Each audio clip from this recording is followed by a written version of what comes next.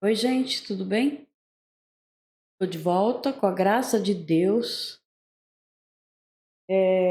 para lermos novamente a palavra de Deus.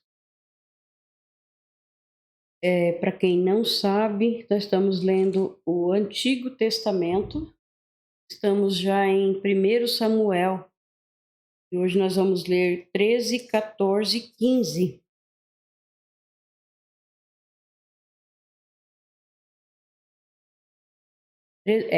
Nós vamos ler 13, 14 e 15.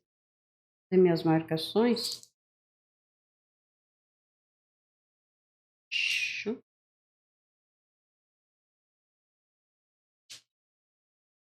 13, 14 e 15, tá certo. Então, nós vamos ler, né, o 13, 14 e 15. Estamos lendo o Antigo Testamento, estamos em 1 Samuel. E, para quem não sabe, nós não vivemos o Antigo Testamento. Porque o Senhor Jesus, ele cumpriu, né, o Antigo Testamento e nós o seguimos, nós obedecemos, nós aceitamos ele como nosso único Senhor e Salvador.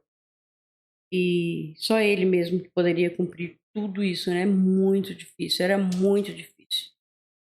E tudo remetia a ele, né? Bichinhos que eram mortos, tinha que ser sem nenhuma mancha, sem nenhuma mácula, nenhum defeito. Esses bichinhos tinha que ser perfeito. Então, isso levava e sempre a nosso Senhor Jesus Cristo, né? Que ele veio para cumprir, né? A partir dele, a partir de quando ele morreu na cruz, né, que ele foi a oferta perfeita. Ele foi Cordeiro de Deus que tira o pecado do mundo. Ele veio para isso, para nos salvar, para salvar aqueles que realmente aceitam ele como o único Senhor e Salvador e obedecer, né, seus mandamentos, seus caminhos. Procurar ler as Sagradas Escrituras para conhecer tudo. A gente nunca conhece, né? Porque quanto mais você lê, mais você vai adquirir conhecimento, porque é bastante coisa, é maravilhoso. E vocês começarem a ler, vocês vão ver que não dá vontade de parar. É muito bom, muito legal mesmo. E saber tudo o que aconteceu, né, lá atrás, né? E que o Senhor veio e cumpriu tudo para nós. Era muito difícil, né? Cumprir tudo aquilo, né? Cada pecado que fazia tinha que matar um animalzinho para que seus pecados fossem perdoados.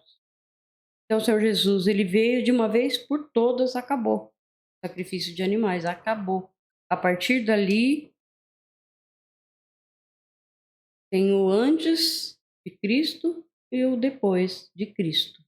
Então, o Senhor veio, cumpriu e não precisa matar nenhum bichinho mais, porque o Senhor já morreu por todos aqueles que queiram e aceitam ele como único Senhor e Salvador.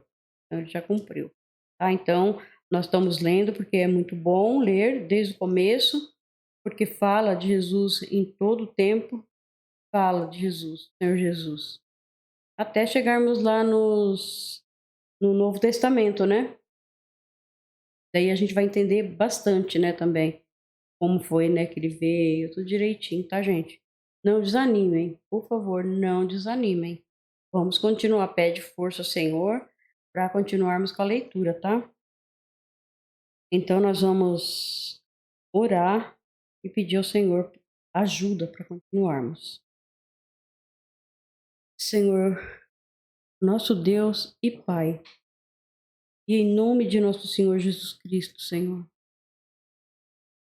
entramos aqui na tua presença, Pai, para te pedir, Senhor, a sua ajuda, Pai. Precisamos de ti, Senhor. Estamos aqui para ler a tua palavra, tudo que o Senhor deixou escrito para nós, Senhor. Tudo o que devemos e o que não devemos fazer. Senhor, dá-nos entendimento, Pai. Dê-nos sabedoria. Dê-nos discernimento para saber tudo o que o Senhor queira nos falar. Pai, ajude-nos, Pai. Fala conosco, Senhor. Sabemos que o Senhor fala com todos que queiram através das sagradas escrituras. Senhor, olhe por nós, precisamos de Ti, Pai. Perdoe os nossos pecados, Senhor. Perdoe, Pai, porque somos falhos. Mas o Senhor é misericordioso, é bondoso. E esperamos em Ti, Senhor. Esperamos em Ti tudo em nossa vida. Porque só o Senhor é o tudo na nossa vida. E conosco, Senhor, nos ajude. Senhor, fale através da nossa boca, Pai. Que não saia nada da nossa boca sem que o Senhor permita. Que não cometemos erros, que não falamos heresias, Pai. Cuide, Pai. Ajude-nos, dê sabedoria, Senhor. Peço também a Ti, Pai querido, que proteja e abençoe todos os nossos familiares, amigos, amigas, irmãos, irmãs e pastores. Proteja cada um, Senhor. Proteja os missionários também e supre as necessidades de cada um, Pai. E também te peço por todos os enfermos e pelos moradores de rua, Senhor, e por todas as pessoas que estão nos orfanatos, nos asilos. Senhor, cuide de cada uma delas, Pai. E assim nós oramos em nome de Jesus. Amém. Gente, então vamos lá, 13, 14, 15, tá? Se tocarem no coraçãozinho de vocês, compartilhe a palavra de Deus, tá? Porque é a melhor coisa que nós fazemos na nossa vida, falar de Jesus. Então, ajude a compartilhar, tá? Vocês não vão estar gastando nada, apenas um pouquinho do seu tempo. Mas o nosso tempo temos que dedicar ao Senhor, né? E eu estou lendo a Bíblia, para mim está sendo muito edificante. Cada vez que eu leio, eu aprendo, né? Mais um pouquinho, um pouquinho. Eu sou difícil de aprender, gente. Então, cabecinha, já tô meio de idade, então já estou mais assim, como que eu digo? Mais difícil mesmo de entender. Mas o Senhor tem me ajudado, o Senhor tem me sustentado e eu tenho conseguido entender muita coisa. Sem o Senhor eu não sou nada. Nada, nada, nada. Ninguém de nós somos. A verdade é essa. Então, se vocês sentirem aí no coraçãozinho de vocês, vocês compartilhem a palavra do Senhor, para que chegue para outras pessoas, que uma pessoa no meio de tantas consigam, sabe, persistir e assistir os vídeos e entender a palavra de Deus. Porque eu estou lendo para todos que queiram. Sabemos que tem gente, profissionais, né, que leem, que entendem, são teólogos, pastores. Eu não sou nada disso. Sou uma simples dona de casa e o Senhor tocou em meu coração para ler a Bíblia na calma, né? E que o Senhor iria me sustentar, iria me ajudar.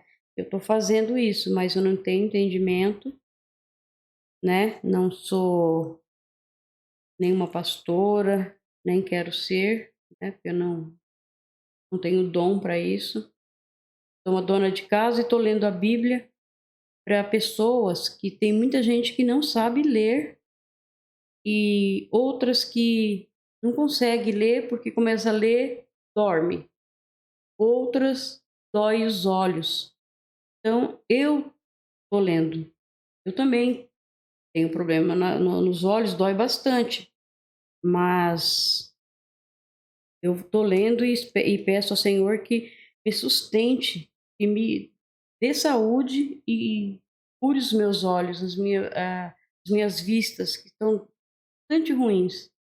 Mas eu peço ao Senhor que me sustente, para que eu possa ler e seguir em frente com a tua palavra. Então, se vocês quiserem ajudar, né, levar a palavra de Deus, fiquem à vontade, viu? Então vamos lá no 13, 1 Samuel 13. Saul era adulto quando se tornou rei e governou o povo de Israel 2 anos.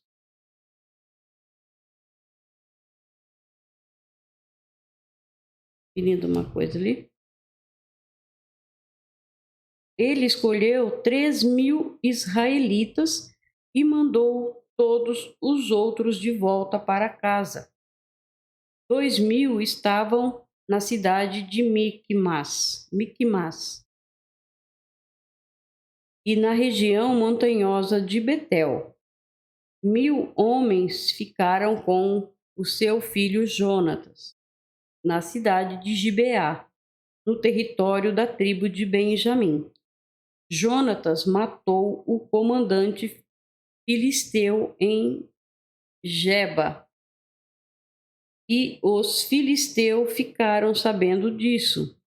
Aí Saul mandou mensageiros para tocarem corneta por todo o país, chamando os hebreus para a guerra.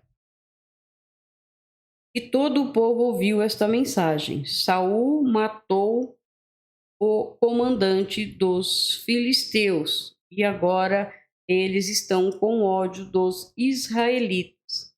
Então o povo respondeu ao chamado e foi juntar-se a Saul em Gilgal. Os filisteus se reuniram para lutar contra os israelitas. Eles tinham 30.000 carros de guerra, 6.000 cavaleiros e tanto soldados quanto os grãos de areia da praia do mar. Foram até Miquimás, a leste da cidade de Bet-Aven, e acamparam ali. Os israelitas perceberam que estavam sem saída e numa situação muito difícil. Alguns se esconderam em cavernas e em buracos, e outros entre rochas, em covas e em poços. Outros ainda atravessaram o rio Jordão e foram para as terras de Gade e de Gileade. Saul havia ficado em Gilgal e o povo dali estava apavorado. Seguindo as instruções de Samuel, Saul esperou 7 dias. Mas Samuel não foi até lá, e o povo começou a abandonar Saul e sair dali. Então Saul disse: tragam os animais para os sacrifícios e é completamente queimado, e para as ofertas de paz. Já começou a desobediência, né? Era para esperar Samuel. Quem fazia o sacrifício era Samuel, não era? Então começou a desobediência, gente, olha. Tragam animais para sacrifício e é completamente queimado, e para as ofertas de paz. Ele ofereceu o sacrifício. Quando estava terminando, Samuel chegou. Saul foi ao encontro dele para o cumprimentar, mas Samuel disse: o que foi que você fez? Saul respondeu: eu percebi que o povo estava me abandonando e indo embora. Você também não veio como havia prometido, e os filisteus já estavam reunidos em Miquimás.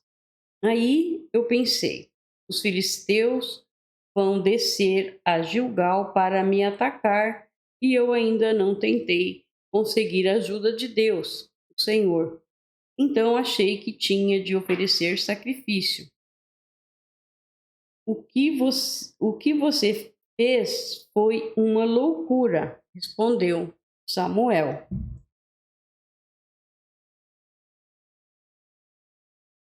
Você não obedeceu à ordem do Senhor nosso Deus. Se tivesse obedecido, ele teria deixado que você e os seus descendentes governassem o povo de Israel para sempre. Mas agora você não continuará a governar. Você desobedeceu ao Senhor e por isso ele vai encontrar um homem do tipo que ele quer e o fará chefe deste povo. Aí Samuel saiu de Gilgal e foi embora.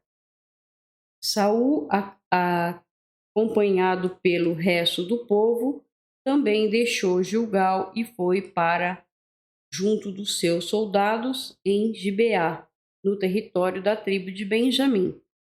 Então ele fez uma contagem dos seus soldados, Eram mais ou menos 600 homens. Eu fico escorregando na cadeira, quando eu vejo eu tô quase caindo. Misericórdia. Eram mais ou menos 600 homens. Saul, o seu filho Jonatas e os seus homens ficaram em Geba, no território de Benjamim. Os filisteus estavam acampados em Miquimás. Os soldados filisteus saíram para patrulhar em 3 grupos. Um grupo foi na direção de Ofra, na terra de Saul, na terra de Sual. Engraçado, né? Eu vi contrário aqui.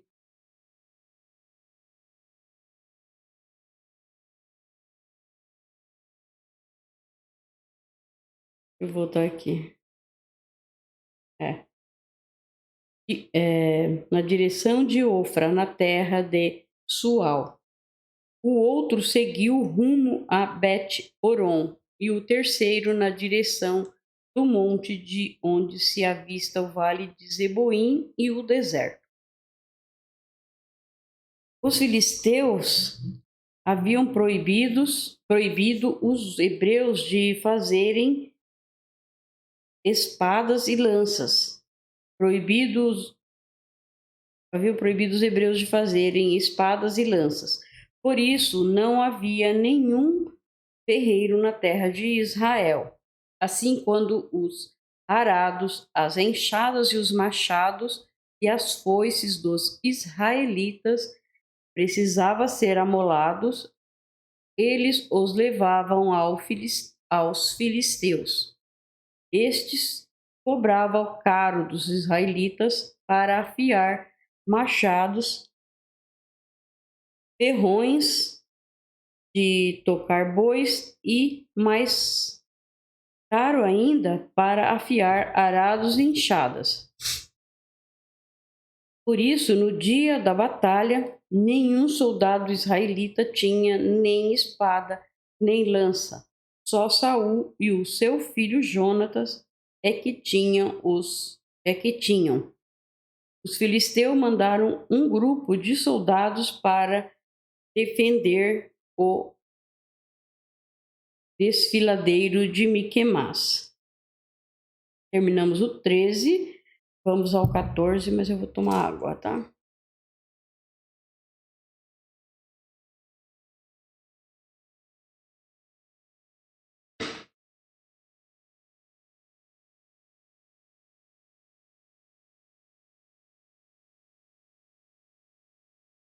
Um dia Jonatas disse, aqui é o 14, tá, gente? Um dia Jonatas disse ao rapaz que carregava as suas armas: Vamos até o acampamento filisteu que está no outro lado do desfiladeiro. Mas Jonatas não contou ao pai o que ia fazer. Saul estava em Migron, perto de Gibeá, acampado debaixo de um pé de romã. Com ele estava mais ou menos 600 homens. O sacerdote que usava o manto sacerdotal era Aías, na verdade, filho de Aitube e o sobrinho de Cabô. E Cabô era filho de Finéias e neto de Eli.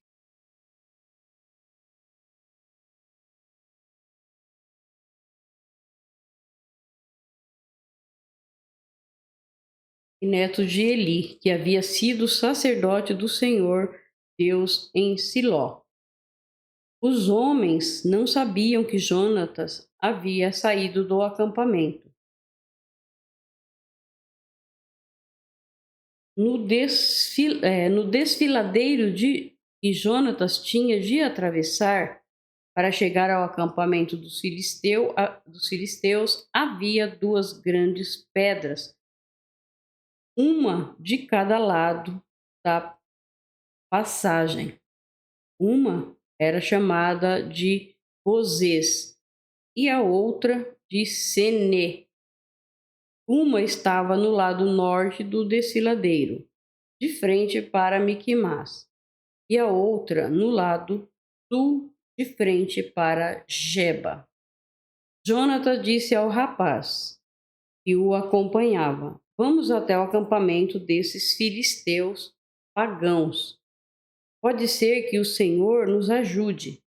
E se ele nos ajudar, nada poderá impedi-lo de nos dar a vitória, ainda que sejamos poucos. O rapaz respondeu: Faça o que achar melhor. Eu estou com o Senhor. Muito bem, respondeu Jonatas. Vamos até lá e deixemos que aqueles homens nos vejam. Se eles descerem para ficarmos, se eles nos vejam. Se eles descerem para ficarmos parados até que cheguem perto de nós. Vou ler novamente. Até lá, e deixe que aqueles homens nos vejam. Se eles descerem para ficarmos, se eles disserem para ficarmos parados até que cheguem perto de nós, nós obedeceremos. Mas se disserem para irmos até o lugar onde eles estão, nós iremos, pois isso será o sinal de que o Senhor Deus nos deu a vitória. Olha a fé desse menino, né? Aí os dois deixaram que os filisteus os vissem, e estes disseram: Vejam, alguns hebreus estão saindo das tocas, onde estavam escondidos. Então os soldados filisteus chamaram Jonatas e o rapaz. Subam até aqui, queremos mostrar uma coisa a vocês. Jonatas disse ao rapaz: Siga-me, pois o Senhor deu ao povo de Israel a vitória sobre os filisteus. Ele subiu engatinhando e o rapaz o seguiu.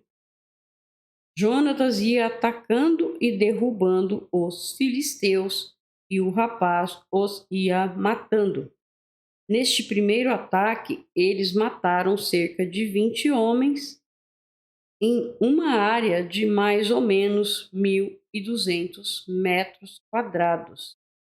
Todos os filisteus que estavam no acampamento ficaram apavorados. Os patrulheiros e os soldados do acampamento tremeram de medo. A terra também tremeu e houve uma grande confusão. Quem pode com o Senhor nosso Deus, né? Ninguém, né? Ele é o rei dos exércitos, né?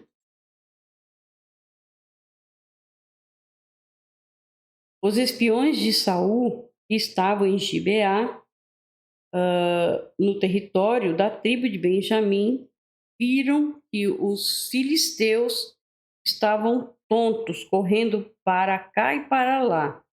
Então Saul disse aos seus oficiais: contem os nossos soldados e vejam quem está faltando. Eles contaram e descobriram que estava faltando Jonatas e o rapaz que carregava as suas armas. Aí Saul disse a Aías, o sacerdote: traga aqui a arca da aliança. Ele disse isso porque, naquele tempo, a arca ia na frente do povo de Israel, né? Deus ia na frente, né? Enquanto Saul falava com o sacerdote, a confusão no acampamento filisteu aumentava cada vez mais. Então Saul disse ao sacerdote: você vê que Jonatas não levou a arca, né? A arca era só quando o Senhor mandava, né? Jonatas não levou a arca. Ele foi sozinho, ele mais o rapaz que estava com ele. Mas foi com Deus, né? O Senhor estava com ele. Por isso ele venceu, né? Então Saul disse ao sacerdote: você não precisa mais consultar o Senhor. Aí ele e os seus homens entraram na batalha contra os filisteus. Estes, em completa confusão, estavam lutando uns contra os outros. Os hebreus que haviam passado para o lado dos filisteus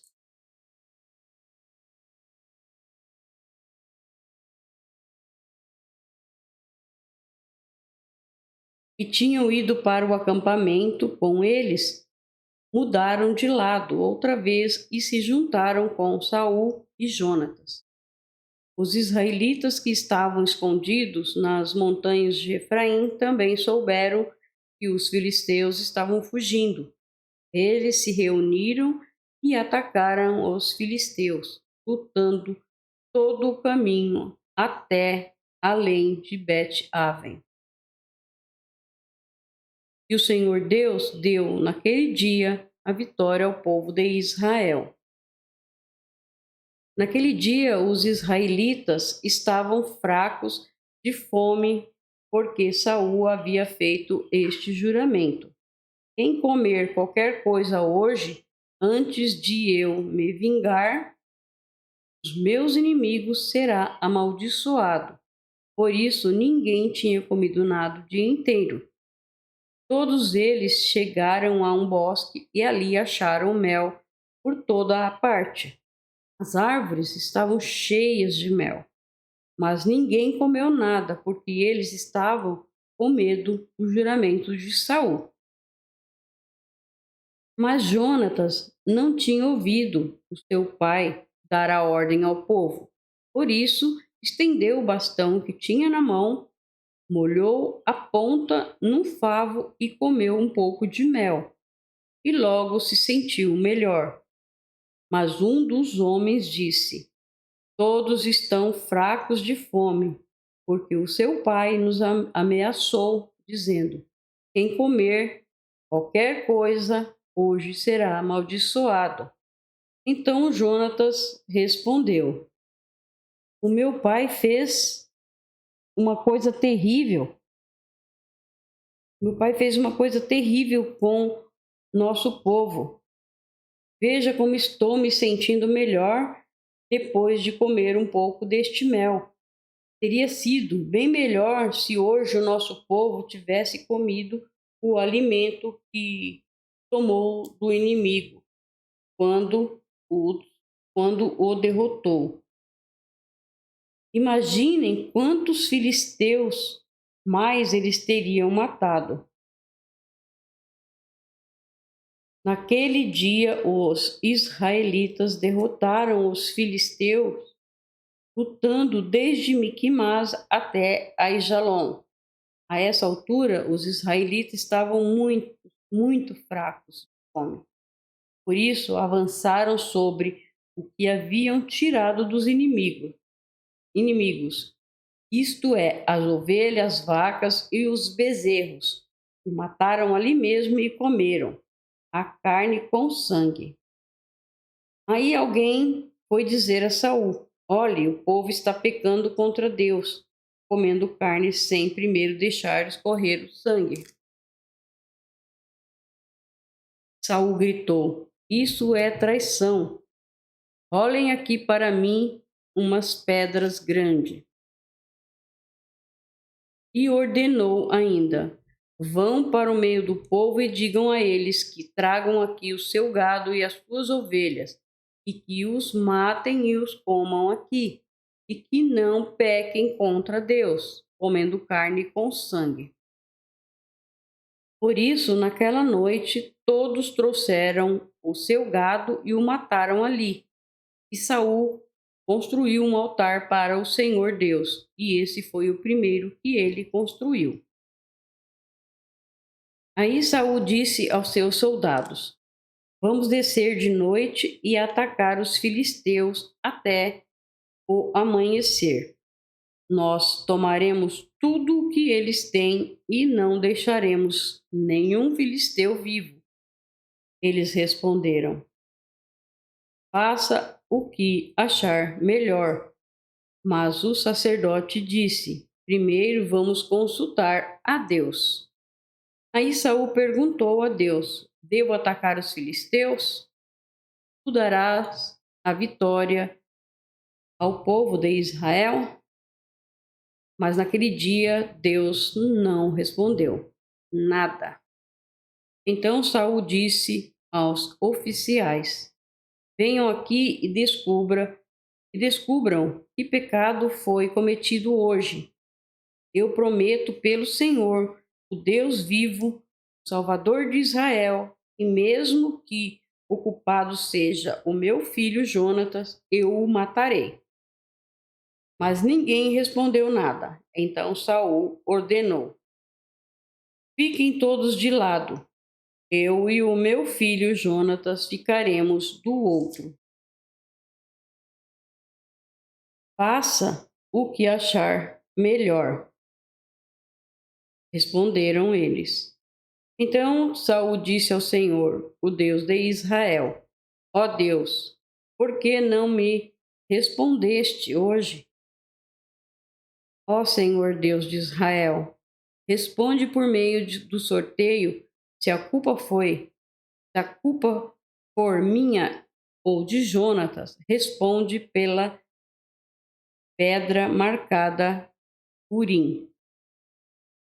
Mas se a culpa for de Israel, teu povo, responde pela pedra marcada Tumim. E a resposta indicou Jonatas e Saul, e não os soldados. Então Saul disse: façam o sorteio para saber se a culpa é minha ou do meu filho Jonatas.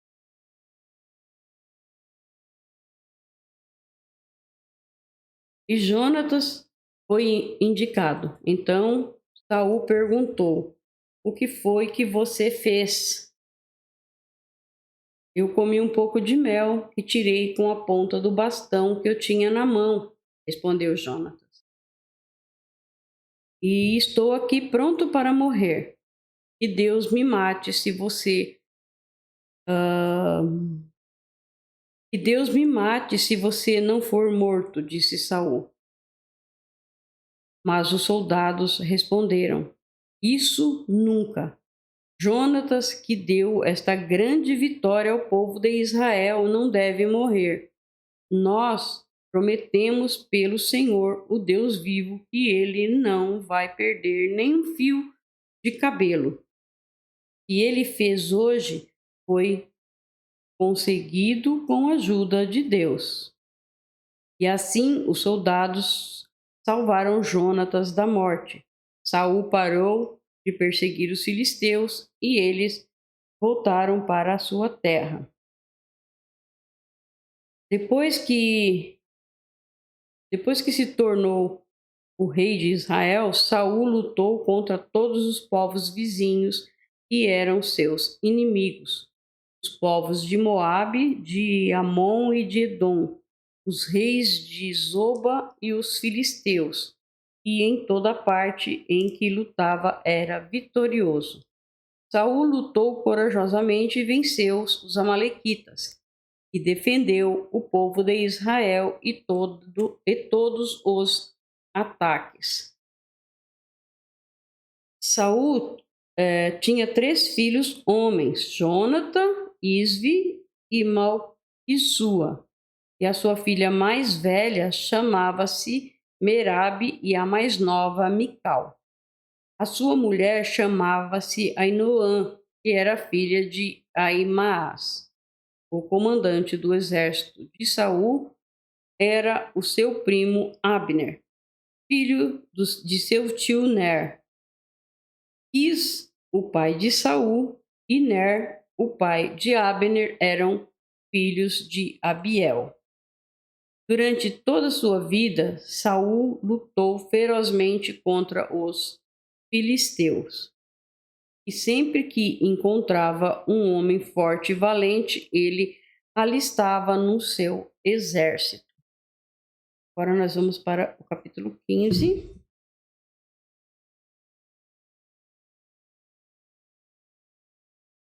Samuel disse a Saul: O Senhor Deus me mandou ungir você para ser rei de Israel, o povo dele. Agora escute isto que o Senhor Todo-Poderoso diz: Ele castigará os amalequitas porque eles lutaram contra os israelitas quando estes vieram do Egito.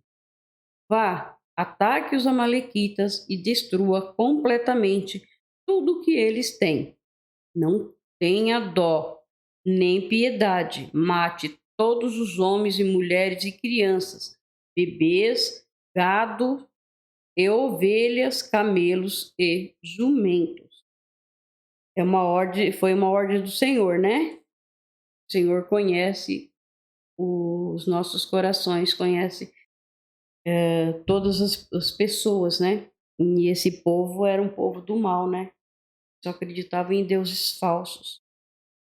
Então Saul convocou o seu exército e em Telaim fez uma contagem dos seus soldados. Havia 200.000 soldados do povo de Israel e 10.000 de Judá.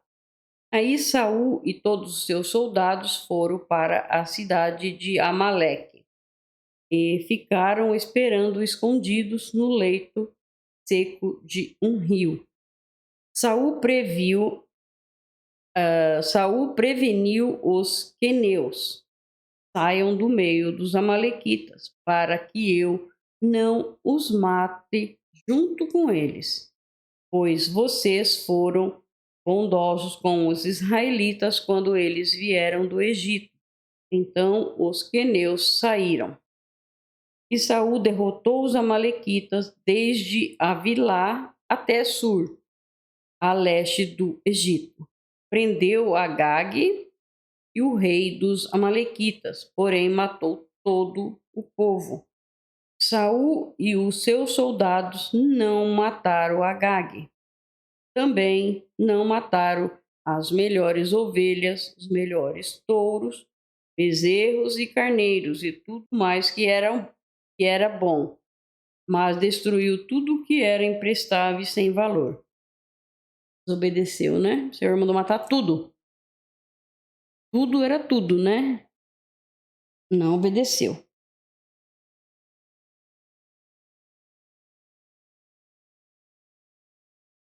O Senhor Deus falou com Samuel: Eu estou arrependido de ter feito Saul rei, pois ele me abandonou e desobedeceu às minhas ordens. Samuel ficou triste com isso e a noite inteira orou em voz bem alta a Deus, o Senhor, em favor de Saul. Na manhã seguinte, bem cedo, ele saiu para Nossa, uns capítulos grandes, né, gente?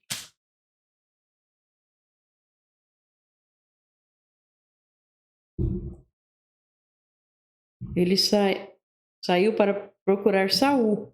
Soube que ele tinha ido para a cidade de Carmelo, onde havia construído um monumento em honra de si mesmo. Olha só. E que depois tinha seguido para Gilgal. Poder viu a cabeça, né, como dizem, né?